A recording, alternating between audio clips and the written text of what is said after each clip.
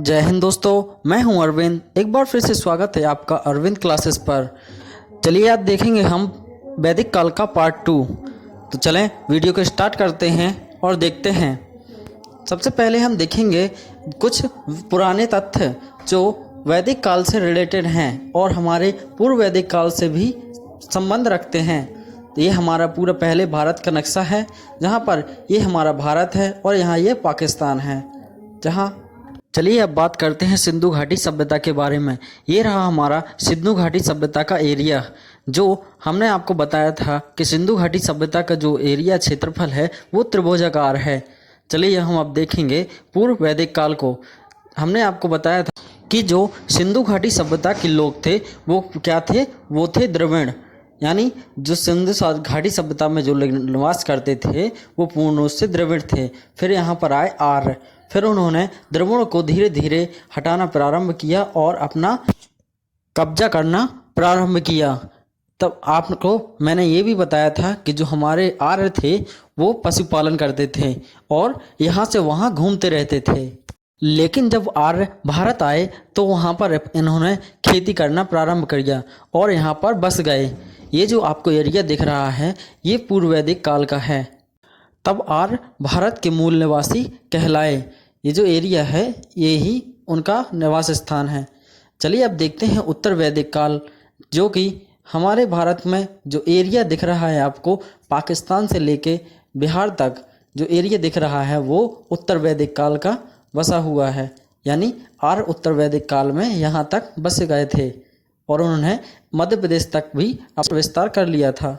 चलिए अब देखते हैं हम उत्तर वैदिक काल का समय काल। तो जो उत्तर वैदिक काल का समय है वो 1000 से 600 BC तक है।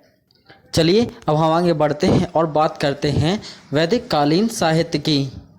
ये जो टॉपिक है हमारा वो परीक्षा के दृष्टिकोण से बहुत ही महत्वपूर्ण है। चलिए अब देख लेते हैं हम अपने वैदिक काल के बारे में। तो सबसे पहले ऋग्वेद की रचना हुई जो ऋग्वैदिक काल में हुआ। उसके बाद आया हमारा सामवेद, सामवेद के बाद आया हमारा यजुर्वेद और यजुर्वेद के बाद में आया अथर्ववेद और अथर्ववेद के बाद में आया ब्राह्मण ग्रंथ और ब्राह्मण ग्रंथ के बाद में आया आरण्यक।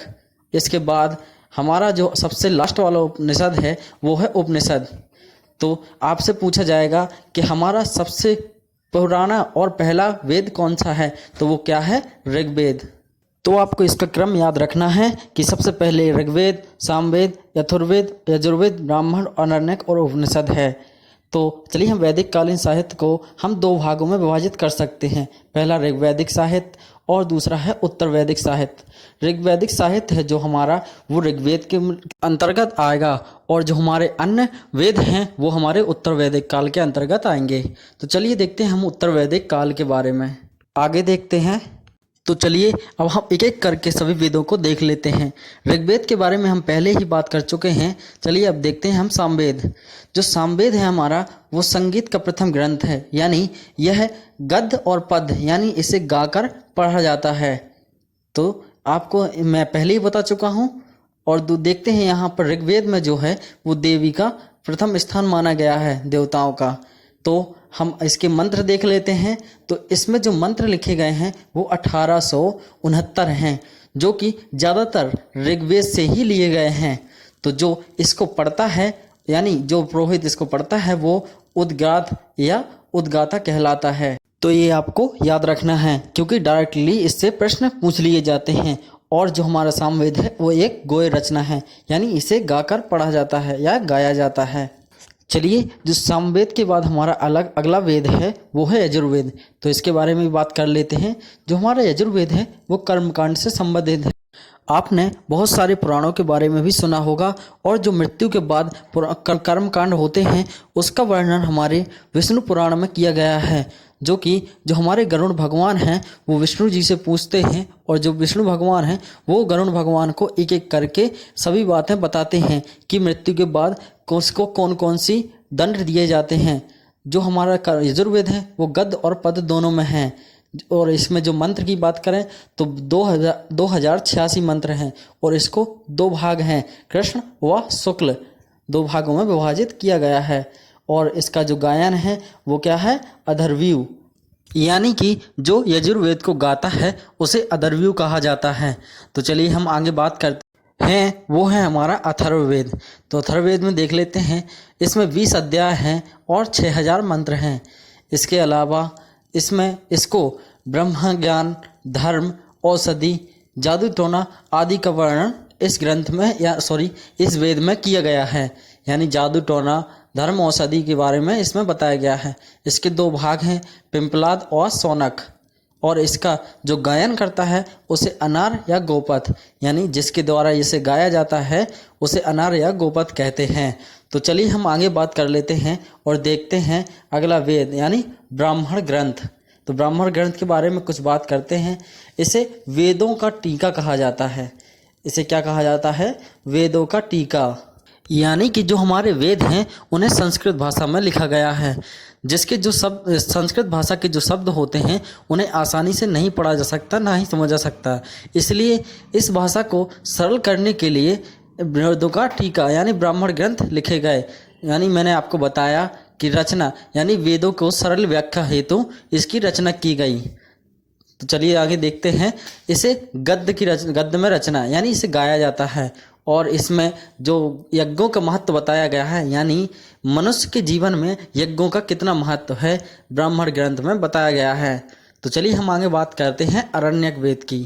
तो अरण्यक वेद में है जो जंगल में निवास करने वाले विद्वानों के द्वारा रचना, यानी जो जंगल में निवास करते थे हमारे विद्वान थे वो उनके द्वारा रचना की।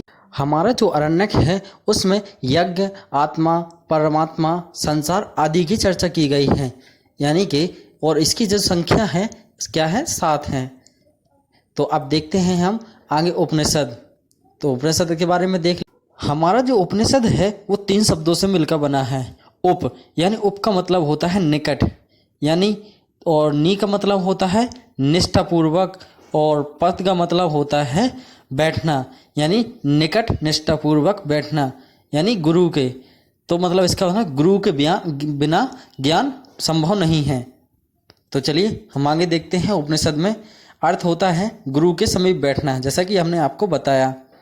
तो चलिए, जो है हमारा उपनिषद है वो अरण्यकों के पूरक ग्रंथ है। यानी जो अरण्यक थे उनके क्या थे? पूरक ग्रंथ। यानी कि जो हमारे ब्राह्मण ग्रंथ हैं वो वेदों का पूरक ग्रंथ है। यानी और जैसे ही उपनिषद ग्रंथ हैं वो अरण्यक के पूरक ग्रंथ हैं। और इनकी जो संख्या है वो है 108। लेकिन वर्तमान में जो संख्या दी गई है इनकी संख्या क्या है? 12। ये भी आपको याद रखना है। जो वर्तमान में संख्या है 12 है। इनमें आत्मा, परमात्मा, मोक्ष और पुनर्जन्म की अवधारणा दी गई है। मुख्य रूप से यह दर्शन पर आधारित है। आपसे रिक्वेस्ट है कि वीडियो को लाइक करते चलें। आप लोग वीडियो को शेयर नहीं करते हैं, कृपया वीडियो को ज़्यादा से ज़्यादा शेयर करें और कमेंट। जिसने चैनल सब्सक्राइब ना किया हो वो चैनल को सब्सक्राइब कर लें। तो चलिए हम इसके कुछ महत्वपूर्ण तथ्य देखते हैं। यानी कि जो हमारे कुछ महत्वपूर्ण तथ्य रह जाते हैं उनके बारे में हम यहाँ बात करेंगे। जैसे कि कबीले का संरक्षक, जो हमारे कबीले का संरक्षक होता था उसे गोप्ता जनस्य कहा जाता था। क्या कहा जाता था? गोप्ता जनस्य। जो आप जानते हैं कि जो वैदिक काल के लोग थे वो कबीलों में निवास करते थे। तो जो यहाँ के न्यायाधीश थे उसे न्यायाधीश को क्या कहा जाता था? प्रश्न विनाशक।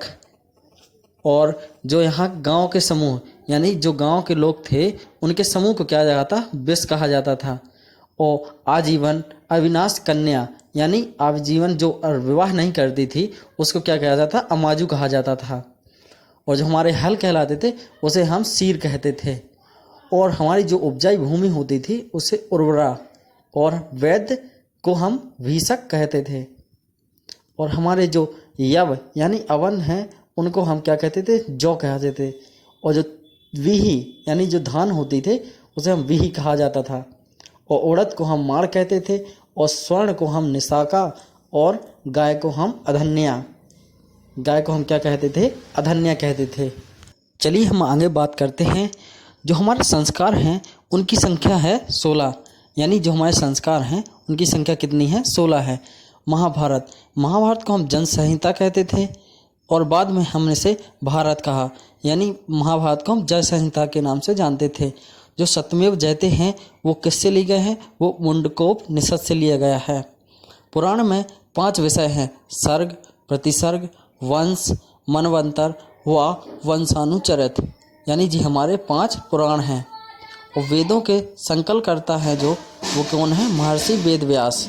ऐसा माना जाता है कि वेदों की रचना भगवान ने की थी, लेकिन जो हमारे सभी वेद हैं उनको संकलन महर्षि वेदव्यास के द्वारा किया गया है।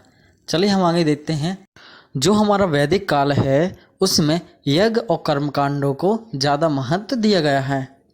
चलिए हम आगे देखते हैं। जो हमारे कठोपनिषद है उसमें यम नचिकेता संवाद की रचना की गई है। और इस षट दर्शन कितने हैं? संख्या 6 है। संख्या, योग, न्याय, विशेषिक, पूर्व मीनांस व उत्तर मीनांसा। तो आगे देखते हैं।